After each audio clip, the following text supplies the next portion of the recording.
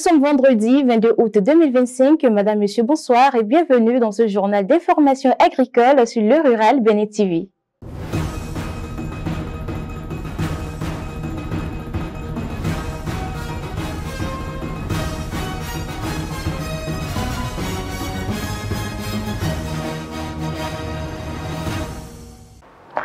Dans cette édition, le 15 août dernier, les Savalois, comme tous les Béninois, ont célébré la fête de l'igname.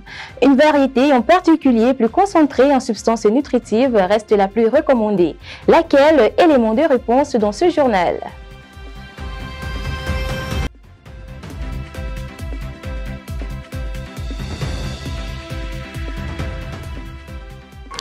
Toujours au menu, un focus sur la rotation des cultures, une pratique ancienne qui continue de démontrer son efficacité face aux défis climatiques et agricoles actuels.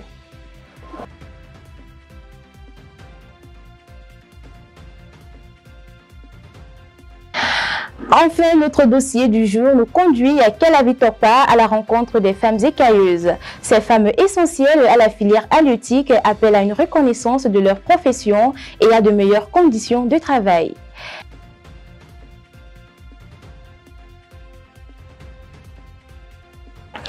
Voici pour les titres, fidèles internautes, les détails suivront juste après ceci.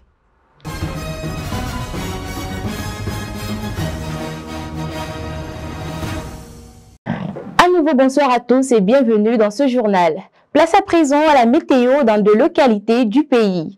Demain à Peréré, dans le département du Borgou, la journée débutera sous un ciel voilé par le brouillard avec une température de 22 degrés Celsius qui grimpera jusqu'à 23 degrés Celsius. Le ciel deviendra ensuite très nuageux et des averses orageuses sont attendues en fin d'après-midi avec un risque de pluie de 50 à 60%. À Zobodomé, dans le département du Zou, le ciel restera très chargé toute la journée. Le matin, le mercure affichera 22 degrés Celsius avec une impression de 24 degrés Celsius à cause de l'humidité. Quelques averses sont attendues. En soirée, le ciel se dégagera progressivement, mais quelques pluies faibles resteront possibles. Prenez donc les dispositions, chers internautes du Zou. 5 ans déjà que le groupe de presse Le Rural valorise le monde agricole et rural, offrant à ses partenaires une visibilité nationale et internationale ainsi qu'une notoriété renforcée auprès d'un large public. À l'occasion de son 5e anniversaire, Le Rural Bénin TV lance un appel aux partenaires et sponsors. Pour toute information, contactez-nous au plus 229 01 90 35 04 90. Comme annoncé, au-delà de son importance culturelle, le l'igname est un tubercule riche en valeurs nutritionnelles. Une variété en particulier se distingue par sa concentration en substances nutritives. Reportage signé Anissé Rungué avec l'appui technique de Jean-Dac Toronon. L'igname, ce tubercule précieux que nous consommons au quotidien dans l'ignorance de ses bienfaits, est au-delà d'un patrimoine culturel composé de quelques substances nutritives utiles à notre organisme. L'igname est principalement constitué de glucides. En plus de ces glucides, nous avons certaines vitamines comme la vitamine C, la vitamine B. Il y a également les minéraux comme le magnésium, le potassium. Et en plus de tout cela, nous avons les fibres alimentaires qui aident à réguler le transit intestinal. Ce tubercule est de 3 différentes variétés, chacune avec sa particularité et sa richesse nutritionnelle, contribue à la régulation de la santé. Nous retrouvons généralement 3 grandes variétés d'ignames sur le marché. Il y a les ignames à chair violacée, les ignames à chair jaune et les ignames à chair blanche. Les ignames à chair violacée et à chair jaune sont les plus riches en éléments nutritifs parce que la concentration en minéraux dans ces ignames-là est plus importante que la concentration en minéraux qu'on retrouve dans les ignames à chair blanche. Pour preuve, quand on prend le lamboko, comme on le dit, c'est l'igname à chair jaune. Et nous savons tous très facilement, elle cuit, elle passe moins de temps sur le feu, elle est bien appréciée de la population. Donc, l'igname à chair violette également, c'est cette igname-là que quand on la coupe et qu'on la laisse à l'air libre, rapidement, elle change de couleur. Il y a certaines personnes qui n'aiment pas trop parce qu'ils se disent que non, ça ne fait pas joli dans l'assiette après et tout. C'est une variété d'igname qui est très riche, qui a une composition en micronutriments plus élevée que l'igname à chair blanche que d'autres préfèrent comparativement à celle qui a la chair violacée. De toutes variétés confondues, il est bon de consommer l'igname pour profiter des bienfaits que regorgent les substances qu'ils contiennent, mais il faut savoir les consommer.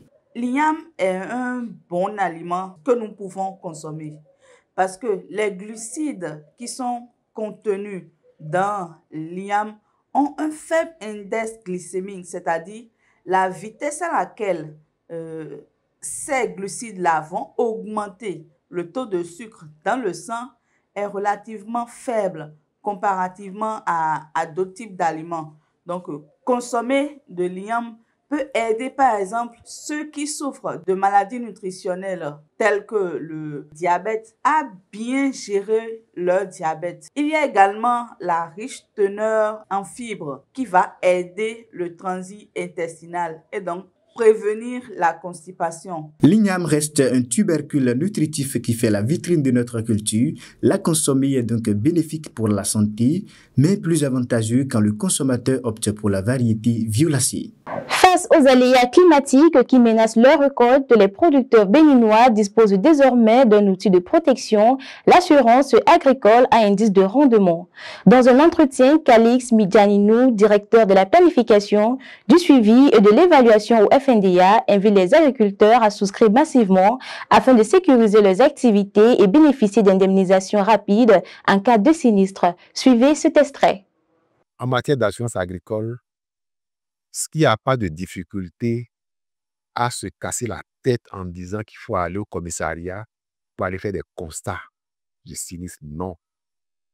Vous êtes tranquillement chez vous en tant que producteur agricole et le sinistre est évalué par les assureurs avec en avant l'acteur, le partenaire technique à l'implémentation qui est Poula.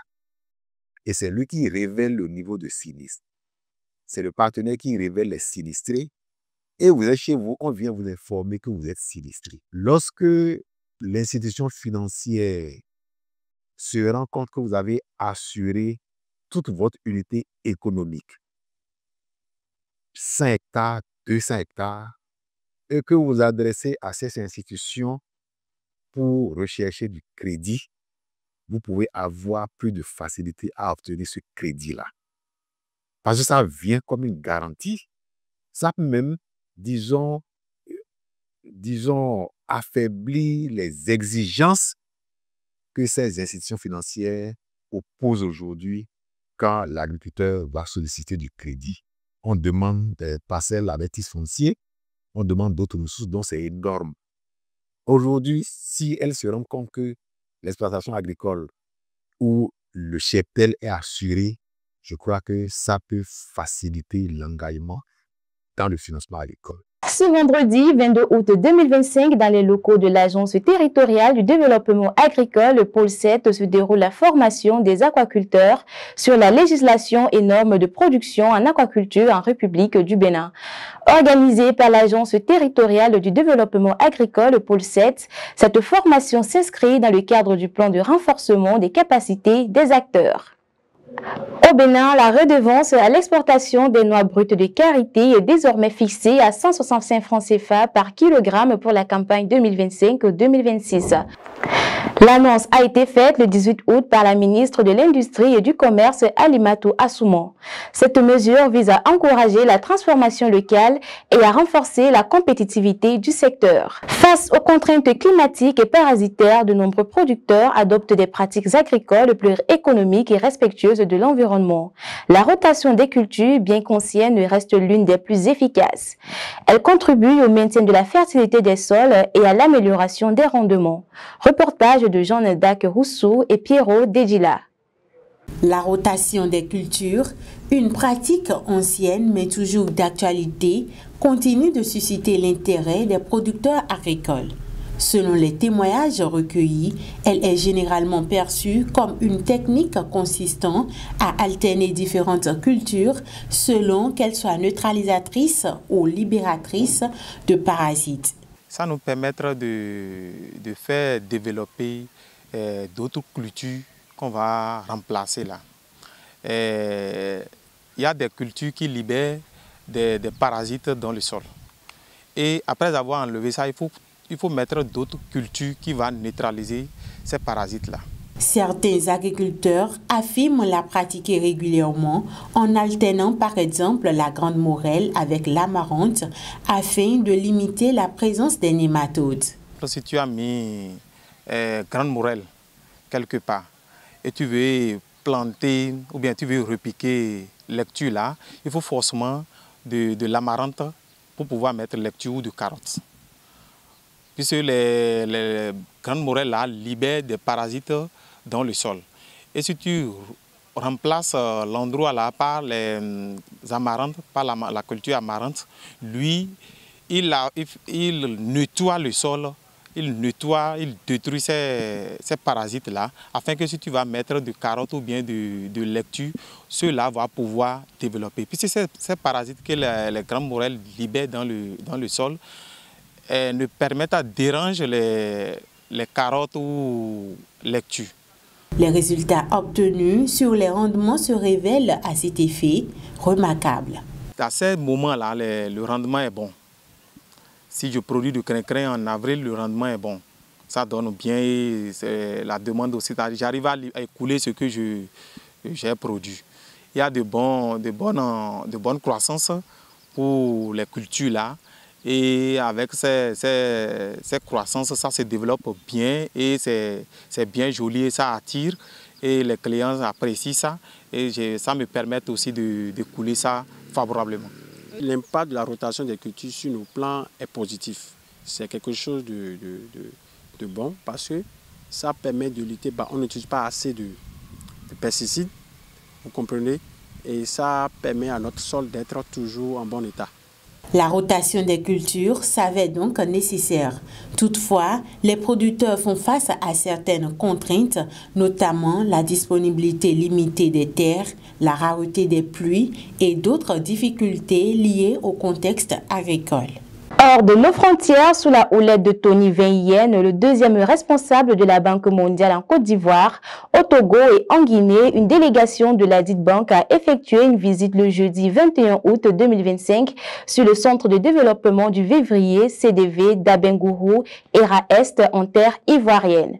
Ceci pour constater l'avancement des travaux du dit centre. Au terme de la visite, la délégation se dit satisfaite des avancées notables. Ce CDV, il faut le rappeler, est bénéficiaire du projet de développement des chaînes de valeur vivrières.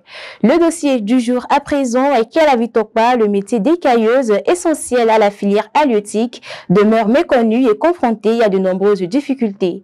Ces femmes véritables expertes appellent à une meilleure reconnaissance et à un accompagnement institutionnel afin d'exercer leurs activités dans des conditions décentes. Leur cri de cœur au micro de notre rédaction.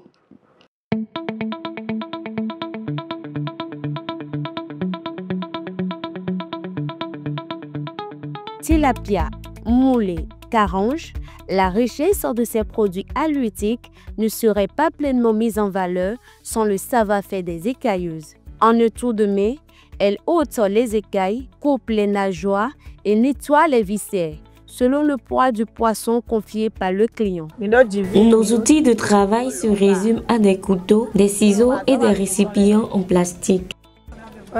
Pour un lot de poissons à écailler d'une valeur de 1000 francs, notre rémunération n'est que de 100 francs. Certains clients, peu scrupuleux, ne nous donnent même que 50 francs, ce qui est loin d'être rentable. Sur des commandes de 20 000 francs, au lieu de 2 000 francs auxquels nous devions avoir droit, nous ne percevons parfois que 700 francs pour tout le travail accompli. Or, ce métier exige une équipe d'au moins 3 personnes, ce qui alourdit encore les charges.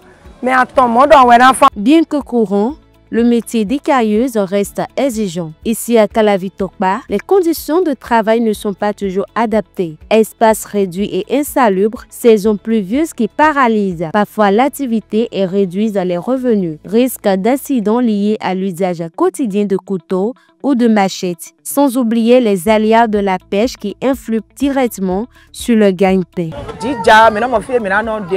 En saison pluvieuse, nous sommes exposés sans abri. L'insalubrité, notamment à Calavitokpa, décourage parfois les clients et les empêche de nous confier leurs poissons. Les manipulations des poissons, en particulier lorsqu'ils sont encore vivants, comportent des risques. Les coupures accidentelles avec les couteaux, ciseaux ou écailles sont fréquentes, surtout pour celles qui manquent d'expérience. Les journées de travail sont physiquement éprouvantes et les courbatures nous accablent une fois rentrés. Nous manquons même de moyens pour se traiter. Dans ce marché, nous restons sans abri pendant toute la saison pluvieuse et nous n'avons aucun soutien. Face à ces difficultés, les écailleuses de Calavitokpa suggèrent des solutions et interpellent les autorités pour un meilleur accompagnement. Notre priorité est qu'on nous construise des boutiques pour nous protéger de la pluie. Il nous faut aménager également le sol. Nous espérons bénéficier de la même attention comme on le voit dans d'autres localités à travers les médias. Nous déplorons le manque d'équipements adaptés. L'absence de gants et de matériel spécifique, comme les perceuses, nous contraint à utiliser uniquement des ciseaux. Il faut que les autorités nous viennent en aide. Nous demandons des infrastructures dans le marché pour améliorer les conditions d'hygiène. On lance un appel à l'endroit des autorités pour qu'elles prennent en considération notre situation à Calavitokpa.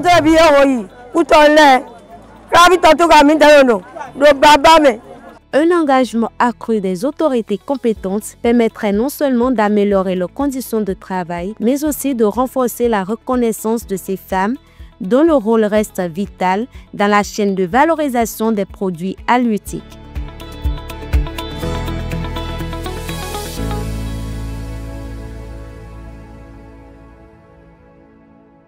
Le plus grand service rendu à la nation est de cultiver la terre, disait Thomas Jefferson. Ainsi s'achève ce journal sur le Rural Benin TV. Merci de nous avoir suivis. Nous vous donnons rendez-vous la semaine prochaine pour un nouveau point sur l'actualité agricole d'ici et d'ailleurs. Très bon début de week-end à tous.